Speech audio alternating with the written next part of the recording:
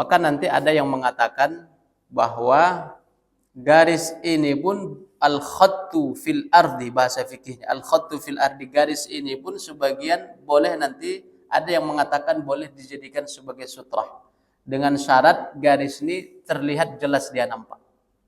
Nah, itu pendapat yang lain. Jadi nanti mana tahu ada yang mengatakan garis sajadah ini boleh dijadikan sebagai sutrah. Itu tak salah. Ada pendapat demikian, tapi dengan syarat garis itu terlihat jelas. Kira-kira ini jelas kita lihatnya kan. Maka ini boleh dijadikan sebagai sutrah. Namun jumhur, mayoritas, pendapat yang paling kuat tetap mengatakan sutrah itu adalah sesuatu benda yang dapat tegak berdiri.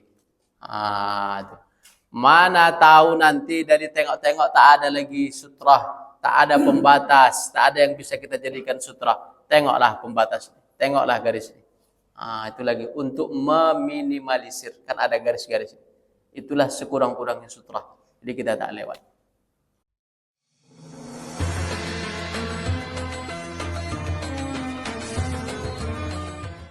A'udzu billahi minasyaitonir rajim. Bismillahirrahmanirrahim. Assalamualaikum warahmatullahi wabarakatuh. Alhamdulillahi rabbil alamin. Hamdan yaliqu bijalalihi wa kamalihi. Subhanahu wa ta'ala lahul hamdu fil ula wa lahul hamdu fil akhirah wa huwa ala kulli syai'in qadir. Subhanaka la ilma lana illa ma 'allamtana innaka antal alimul hakim.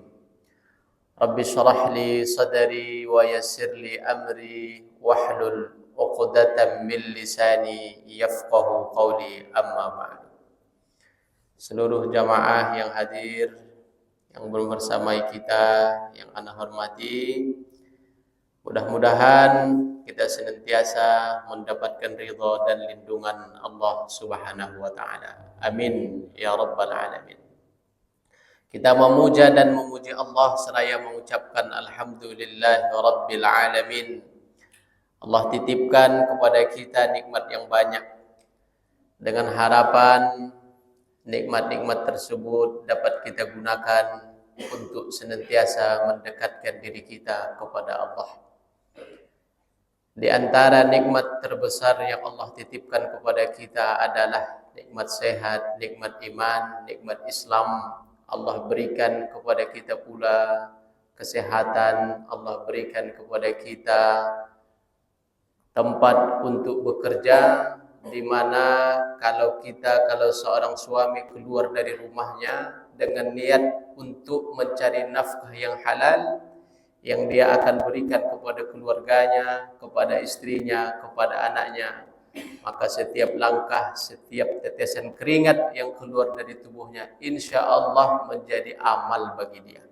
Maka kita ingatkan kepada semuanya bahwa setiap kita keluar dari rumah untuk bekerja, pasang niat untuk beribadah, dahulukan kaki kanan, baca doa bismillahi tawakkaltu 'ala Allah.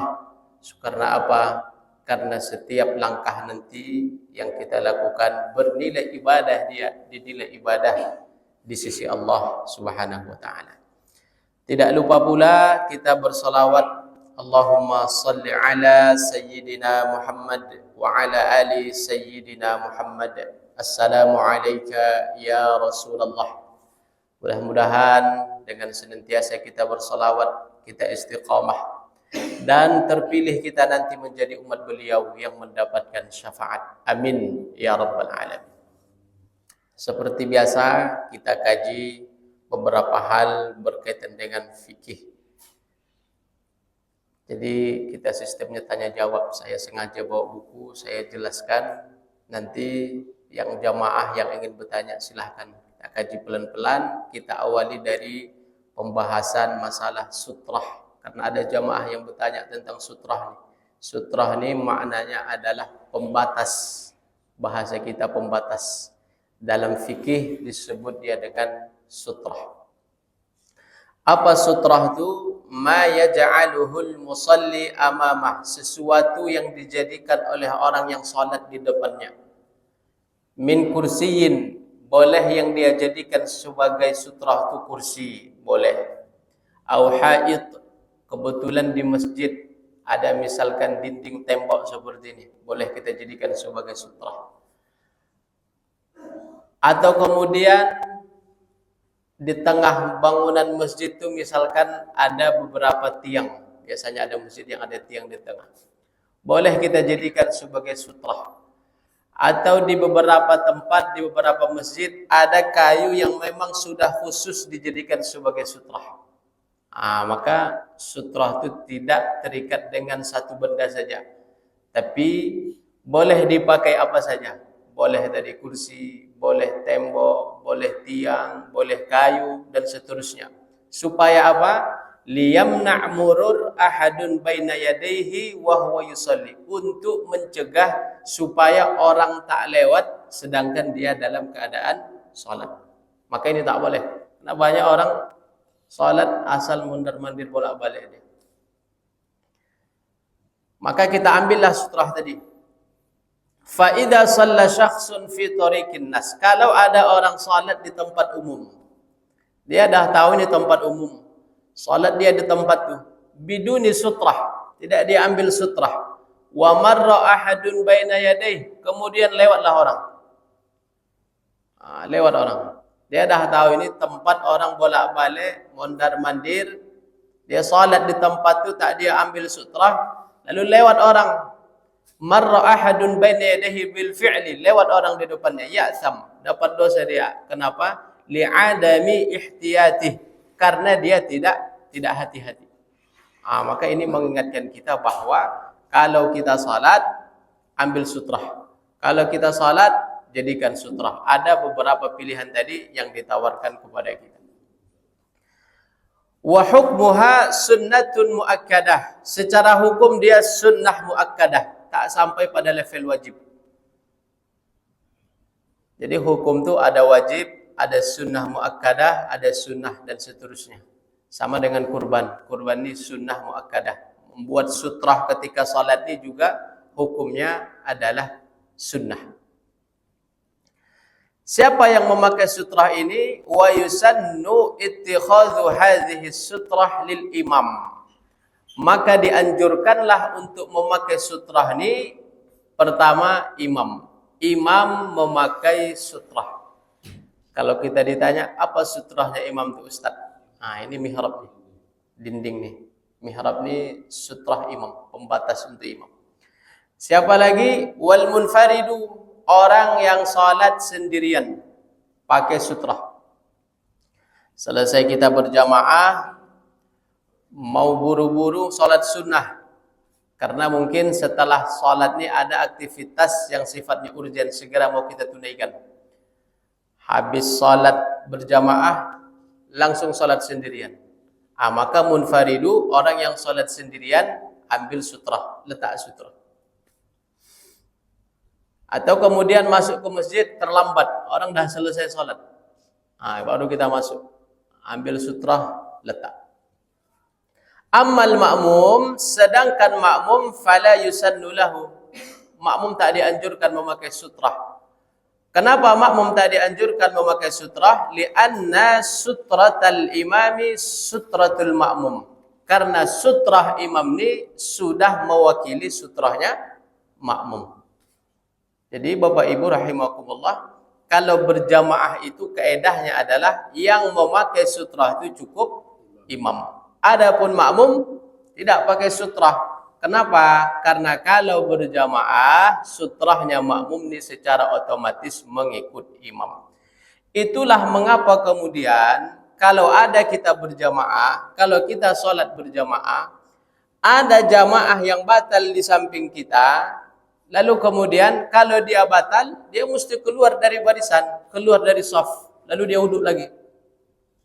Maka kalau dia keluar, karena dia batal, kalau dia ingin lewat di samping kita, sebelah kanan, orang yang sholat di sebelah kanannya, jangan halangi lewat dia. Mau lewat dia sebelah kiri, jangan dihalangi sebelah kiri. Mau lewat pula dia di belakang, orang yang belakang jangan menghalangi dia. Itu karena ada jamaah nih yang kurang pas memahaminya. Kenapa? Karena kalau berjamaah sutrah kita adalah mengikut imam. Karena ada orang ini batal nih. Mau lewat bapak itu ke kanan, ditutup pula sebelah kanan. Lewat ke kiri ditutup sebelah kiri. Lewat mau ke belakang ditutup sama orang belakang. Ini tak betul. Kenapa? Karena kalau berjamaah sutrah kita adalah mengikut imam. Cukup imam yang pakai. Kan tak ada orang kalau berjamaah batal dia di sini lewat dia dari depan imam. Itu tak ada itu. Pasti dari samping. Samping boleh, samping kiri boleh, dari belakang boleh. Silahkan.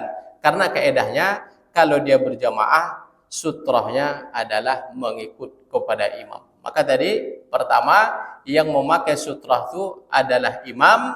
Kemudian yang kedua adalah orang yang sholat sendirian.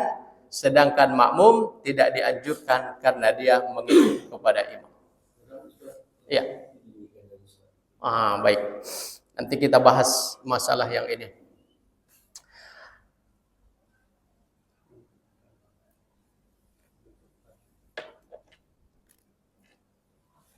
Apa saja yang kemudian boleh dijadikan sutrah? Pertama, antakuna ma'khuzatan min syai'in mustawiyan mustaqiman. Tak semuanya bisa dijadikan sutrah. Yang boleh dijadikan sutra pertama syai'un mustawiyan mustaqiman. Syai'un ini benda mustawiyan mustaqiman yang dapat dia tegak berdiri. Jadi bisa dibuat sutra. Seperti tadi tembok nih, dinding, kayu, kursi, itu boleh. Pembatas nih silahkan dipakai. Itu boleh. Kemudian wa antakuna thulutsai dzira'in, dan kurang lebih tingginya itu agak-agak thulutsai dzira'. Thulutsai dzira' ini 2/3 hasta. 2/3 hasta ini agak-agak 30 cm dari permukaan. Seperti ini.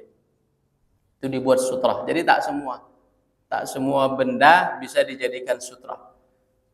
Jangan ada jamaah ini nanti letak handphonenya dibuatnya sutra begini. Khawatir pas habis dia sujud, ditengoknya tak ada handphonenya lagi diambil orang. Maka tak semuanya bisa jadi sutra. Dinding, tiang, kayu, kursi, pembatas buat sutra. Begitu dia. Jadi tadi pertama syai'un mustawiyan mustaqiman, benda yang dapat tegak dia. Setelah itu kemudian ukurannya agak-agak 30 cm dari permukaan. Baru kita masuk ke pertanyaan ayahanda tadi. Ada jamaah ini yang begini. Dia buat begini kan. Bagaimana kalau seandainya ada orang yang lewat sementara kita sedang sholat. Pertama ada hadis begini. Lau ya'lamul marru baina yadail musalli. Kalau seandainya al-marru, orang yang lewat itu, tahu dia madza alaihi minal ithmi, tahu dia dosanya, lakana ayyaqifa arba'inan khairan lahu min ayyamurra baina yadayhi. Kalau dia tahu dosanya lewat di depan orang yang sholat, maka berdiri tegak 40 khairan lahu, lebih baik baginya min ayyamurra, daripada lewat di depan orang yang sholat. 40 ini multi tafsir. 40 hari, 40 bulan, 40 tahun. Pokoknya 40. Cobalah tegak kita 40 jam. Jangankan 40 jam, 4 jam pun kita tarawih tak sanggup kita tegak berdiri. Artinya apa? Ada wa'id, ada ancaman. Kenapa ada ancaman sini? Kalau ada ancaman, mengisyaratkan kepada kita bahwa sesuatu itu jangan kemudian kita lakukan. Artinya jangan lewat di depan orang yang sholat. Cuma kalau dia lewat ustaz, ini yang ditanya ayahanda tadi. Kata Nabi, fal yuqatilhu. Kalau dia lewat, tetap lewat, fal yuqatilhu. Fal yuqatilhu ini kalau dari secara tekstual, yuqatilhu ini artinya qatala yuqatilu, membunuh. Jadi tak kita terjemah membunuh di sini. Kan tak mungkin ada orang lewat habis itu dibunuh dia. Fal yuqatilhu artinya adalah lawan dia. Apa makna lawannya? Kasih tangan. Inilah tadi jamaah yang dia buat begini kan. Salat lewat jamaah nih.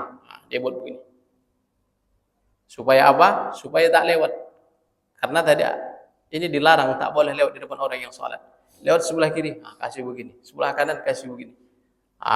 Maknanya, apakah ada anjuran atau perintah yang kemudian memerintahkan kepada kita supaya kalau ada orang lewat tadi dihalang seperti ini, ya dihalau dia.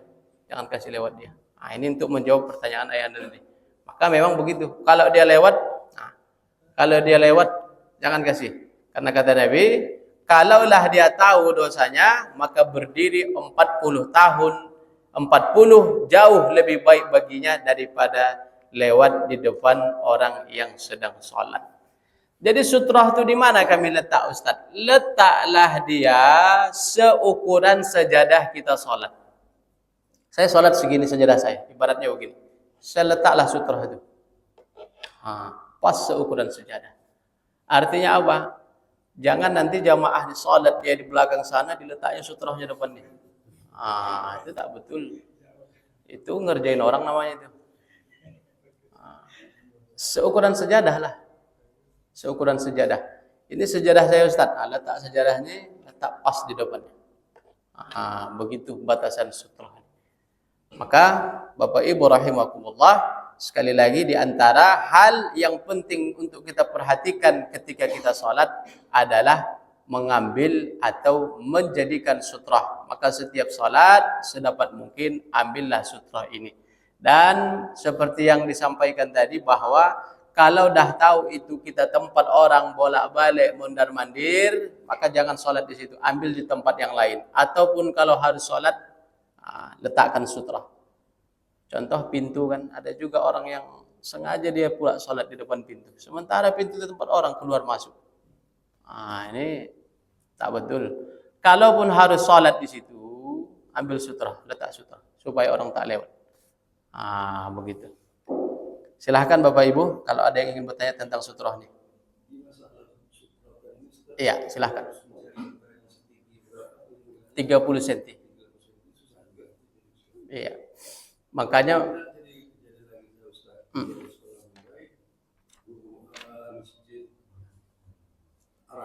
Masjid Arafah, ya, tahu. Ya.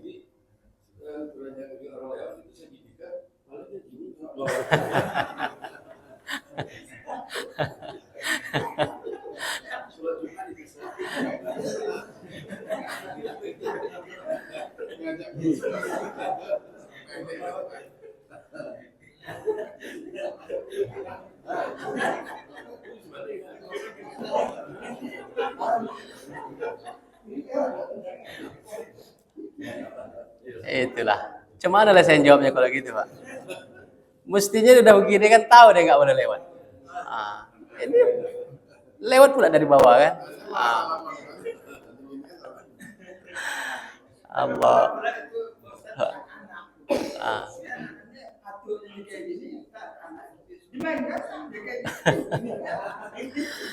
Ya.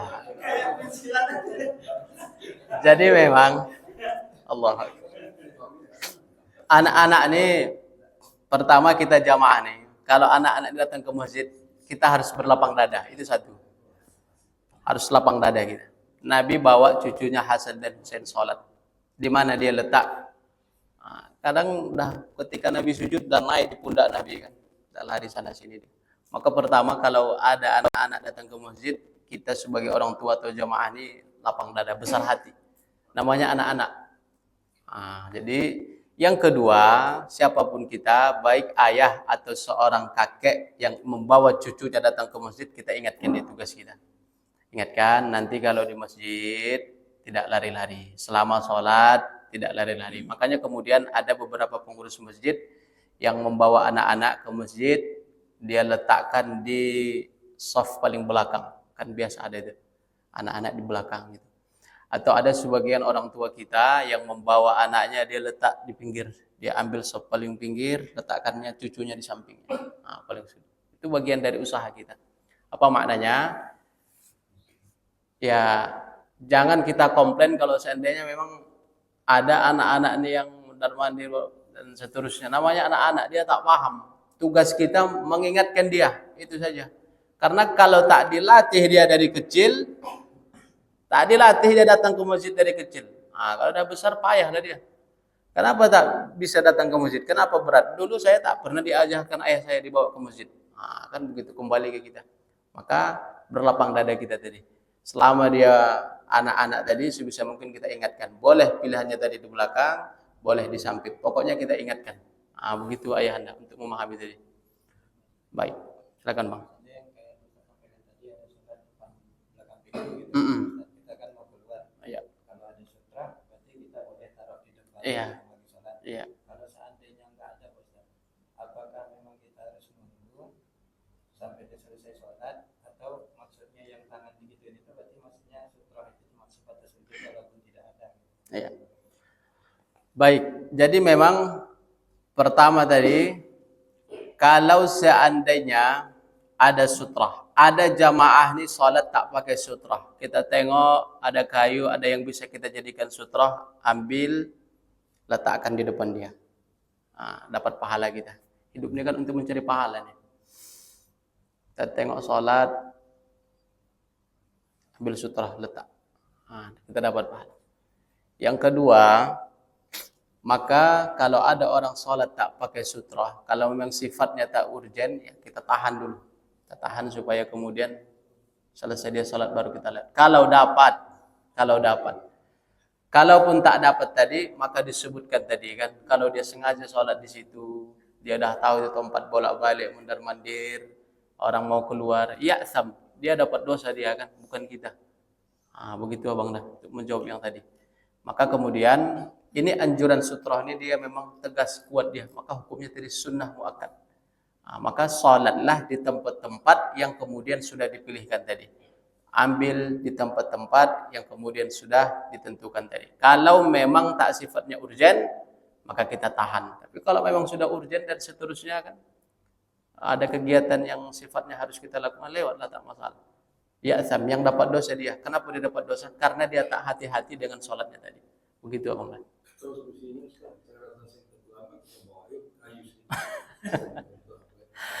Ya. Biasanya itu sholat Jumat. Ya. Ya, memang itulah dia yang kondisinya. Maka boleh, bagus, silahkan. Atau bolehlah jamaah nih kita jadikan sutra Ustaz. Kan ada juga yang begitu. Salat Jumat nih. Boleh enggak kita jadikan sutra? Boleh. Habis kita salat Jumat, kebetulan kita mau buru-buru, tak ikut zikir, bapak ini masih zikir dia. Boleh enggak kita buat dia sutra? Boleh, tak masalah. Masalahnya nanti baru 1 rakaat pergi bapak nih. Ini timbul masalah kan. Kalau ditanya, boleh enggak Ustaz kita jadikan dia sutra? Boleh, tak masalah. Silahkan dijadikan dia sutra. Nah, kalau dia pun pergi, kalau seandainya ada hal, ada dekat dengan kita.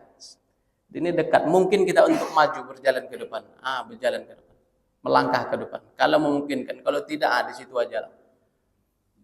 Kurang lebih begitu memahaminya. Maka, ya. Berapa jaraknya kalau kita pakai sutra itu bisa kita melewati dia? Pokoknya saf belakang itu kita lewat di sini. Apakah itu harus betul juga? Itu yang pertama. Yang kedua, masalah anak-anak tadi. Kita pernah mendengar katanya kalau anak-anak itu di saf kita, saf terputus. Tapi terkadang kita ingatkan orang tua itu marah pula sama kita kan gitu kan. Dipikirlah anak. Jadi itu pengertian kita. Iya. Baik. Batas sutrah itu memang seukuran kita sajadah kita tempat sholat. Jadi ini sutrahnya di sini kan. Satu sajadah inilah. Selebih itu tidak lagi bagian sutrah kita. Seukuran bapak sholat, seukuran ayahanda sholat. Ini sajadah tempat saya sholat. Agak-agak kita rukuk sempurna, tak ada. Segitu batasnya. Jadi sutrah itu bukan nanti sholat di sana, sebatas ini kita tak boleh lewat. Seukuran dia tempat sujud tadi. Seukuran dia tempat sujud tadi. Maka nanti ada yang mengatakan bahwa garis ini pun al-khattu fil ardi, bahasa fikihnya. Al-khattu fil ardi, garis ini pun sebagian boleh nanti, ada yang mengatakan boleh dijadikan sebagai sutrah.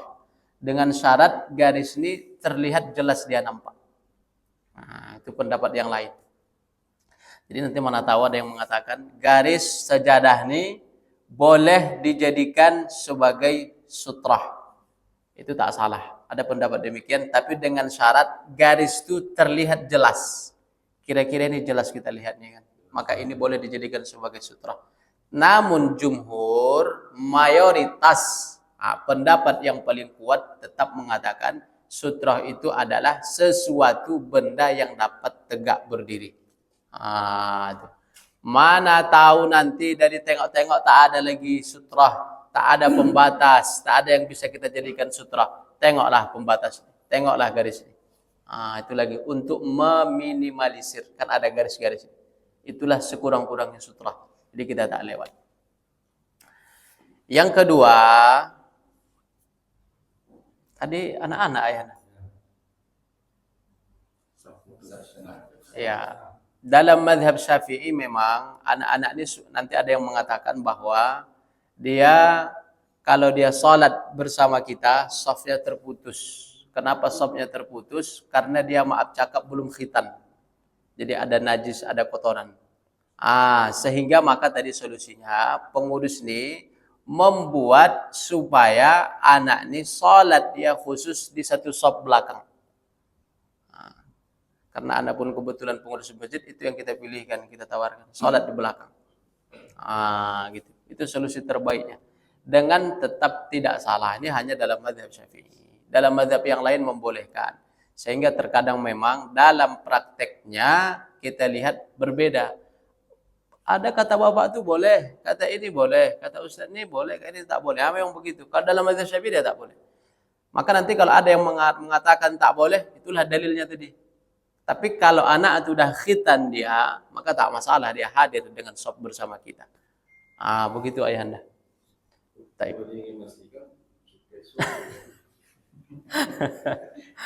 Allah akbar. Taib. Silahkan, ada lagi Bapak Ibu. Sutrah ini kita ambil.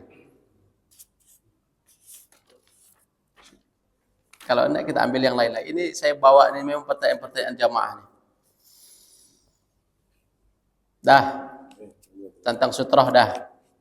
Tugas kita kalau sholat ya kita ambil sutrah, jadikan sutrah. Hati-hati kita, karena sholat ini memang dia ibadah, jadi sebaiknya kita lebih hati-hati, lebih afdal, lebih baik.